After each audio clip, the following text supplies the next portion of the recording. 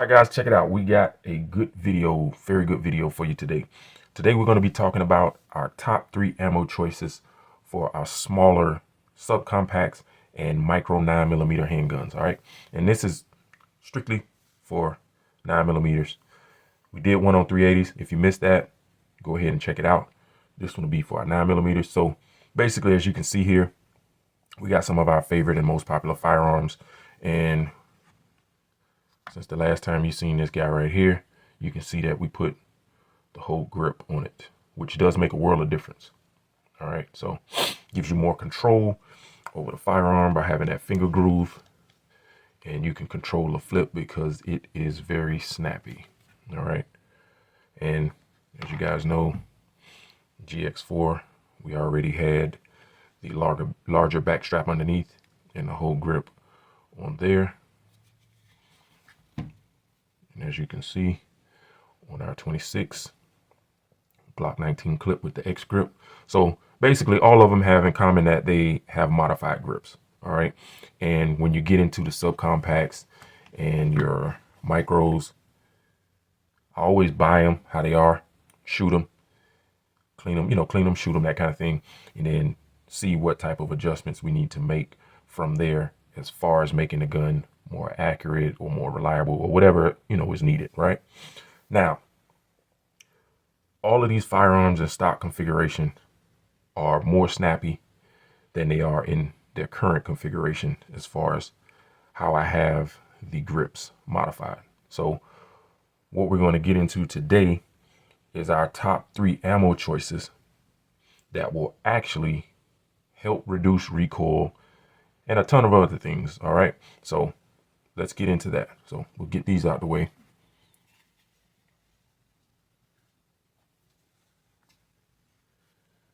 And this is only going to be for self-defense. All right, not going on the offensive, you know what I mean? Or any type of hitman type stuff, you know what I mean? So this is just strictly for self-defense. All right, guys. Number 3, Inceptor ARX in 9mm. All right. Now, the Inceptor is offered in standard pressure and plus P. Okay. This particular one I have is plus P. I also have the standard ones as well. And it's only a slight difference in the two. So basically, it's 65 grain. All right. I don't know if you guys can see that. 65 grain. This is the plus P version. 1,695 feet per second and 415 foot-pounds of muzzle energy. Okay. Now, those numbers are going to vary a little bit depending on your barrel length. Okay. So, shorter the barrel, those numbers will be on the lower end of the spectrum. Longer barrel, those numbers will pick up. All right. And be on the higher end of the spectrum. Sometimes you can get higher numbers than what they have projected or claimed on the box. Okay. Now, if you get the standard pressure in these, it'll be 65 grain, but the only difference is instead of being 1,695 feet per second, it'll be 1,650.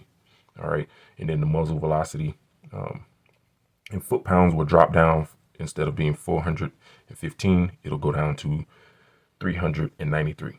All right. So here is what we have, and why I say this is our number 3 choice is because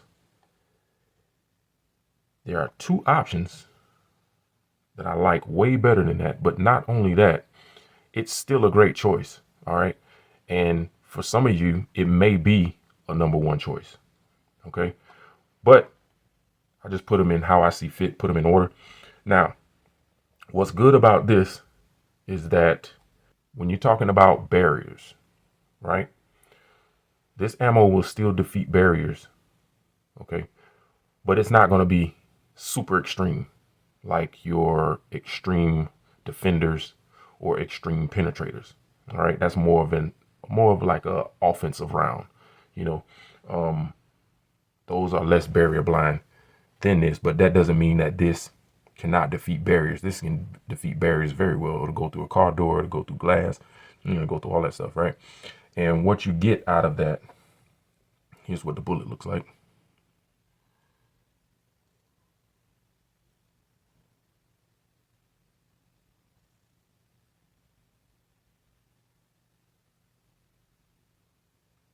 Has these little flutes on the top. Now, what happens when you go with these faster rounds, it's going to make the trajectory more flat, which basically means you're going to travel in more of a straight line as compared to a round that may be 1,000 feet per second, you know, something that's subsonic. So, of course, those of you know, these are supersonic rounds. And it just basically is going to lead to greater accuracy. All right.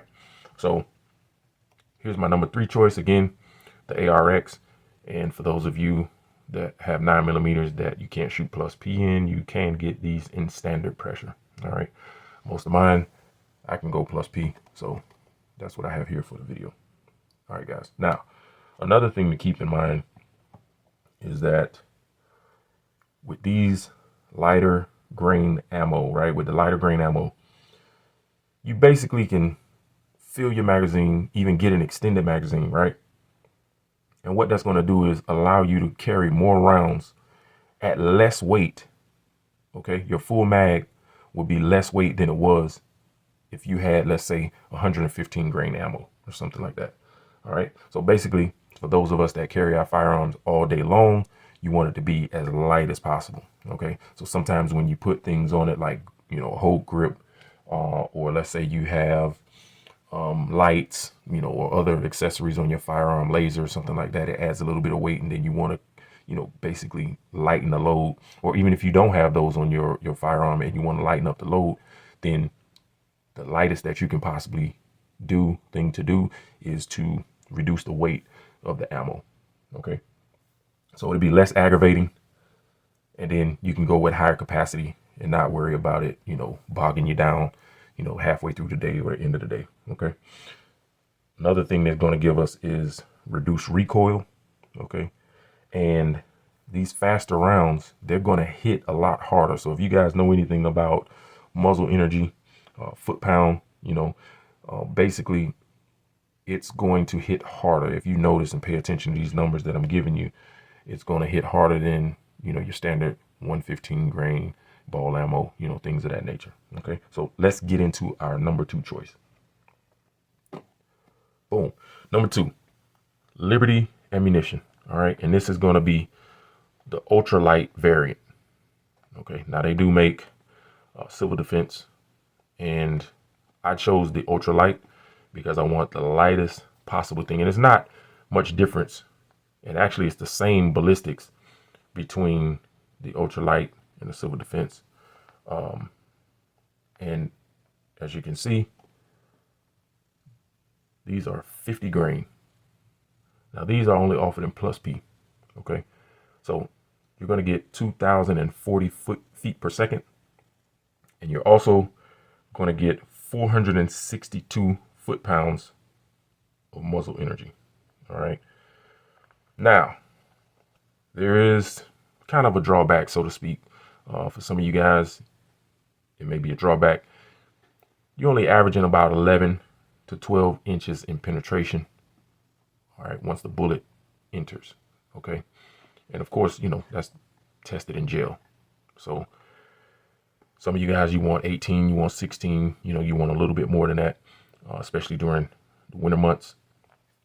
Now, another thing a lot of people don't know, maybe they haven't read the box, but the Liberty ammunition, these hollow points, they are only good up to 25 meters. All right. After 25 meters, they lose their punch, so to speak. Okay, it won't be as effective. So for those of you that don't know, 25 meters is going to be about 80, it's going to be 82 feet. So 4 truck lengths. And then if you got, you know, smaller cars, 15 feet, you know, you can do the math on that. All right. So basically, we do know that most threats and situations, self-defense situations, they happen in, you know, 3 to 7 feet, yards, you know, somewhere in that ballpark, you know, from 3 feet to 7 yards. All right, just 21 feet. So if you are in a self-defense situation that's a little bit further out, further distance, right? Because sometimes you get in a situation where, you know, it can be justifiable if it is 70 feet away, you know, just depends on the situation, right? Anything greater than 80, 82 feet, you're going to lose steam on these. That's the only thing that I don't like about them. All right. Your velocity will still be up. Okay. But they tell you on the website, they tell you on the box, anything greater than 25 meters, it's not going to be as effective. So that's the only drawback to these, but it could be a plus. So let's say you're living in an apartment building or condominium or, you know, townhouse or something like that. You want something that's not going to be as effective as it travels as far. Okay. So that can kind of help you out in those situations. Again, this is my second choice, and it is a hell of a round, guys. Let me show you what that looks like.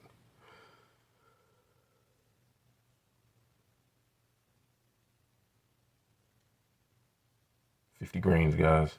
50 grains. Very deep cavity in the hollow point. Very deep. And one thing about hollow points, look at the edges, the wall, so to speak, of the hollow point. These are very sharp. Okay, so when you combine that with the velocity of this round, instead of just tearing like blood vessels and arteries and things of that nature, it is going to slice right through it. So the thinner that wall is on the edge, the more it will cut through. All right. What that'll do is it'll have your victim bleed out a lot faster. All right, with those sharper walls. So again, guys, it's a hell of a round. If you're inside, or even if you're in a house and you know you got multiple family members in different rooms, things of that nature, you don't want stuff that's just going to be flying through the walls and everything else. Now, all of them going to go through the walls, depending on, you know, especially if you got drywall, and you know that doesn't stop much, you know, unless it hits a stud in the wall or something like that. But if you got like the older houses that have like plaster, or some of these walls have like panel board, and you know they have different materials like that, then of course it won't travel as far hitting a bunch of those panels. But you're going to be focused on, you know, terminating the threat, and that's just something secondary, you know, to think about.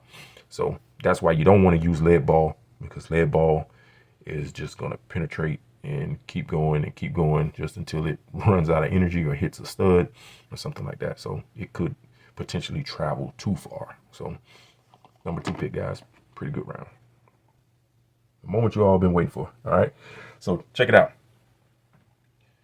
We're going to get into our number 1 pick for self-defense 9mm ammunition. All right. Self-defense.